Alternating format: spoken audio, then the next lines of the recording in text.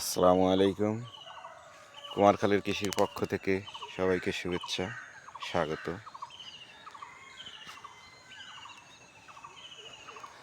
আমার এই জমিতে স্বল্প পরিসরে প্রাকৃতিকভাবে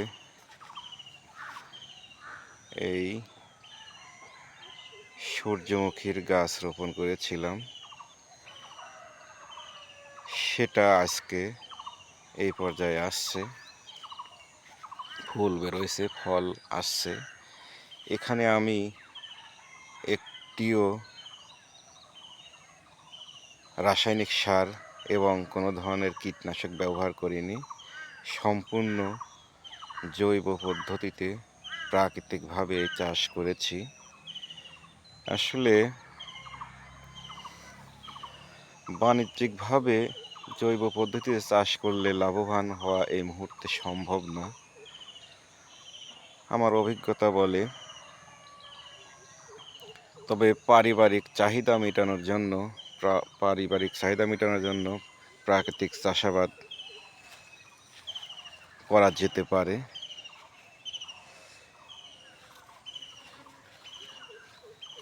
এদিকে পেঁয়াজ ছিল, পেঁয়াজের চারা, বিভিন্ন ধরনের সবজি আমি চেষ্টা করেছি।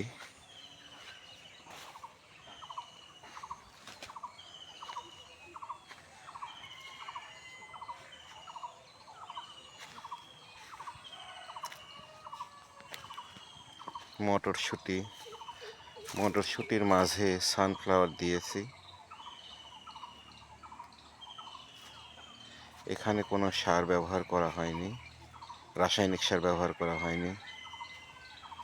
তো জমিটা আমরা, এখানে একসময় কলা বাগান ছিল,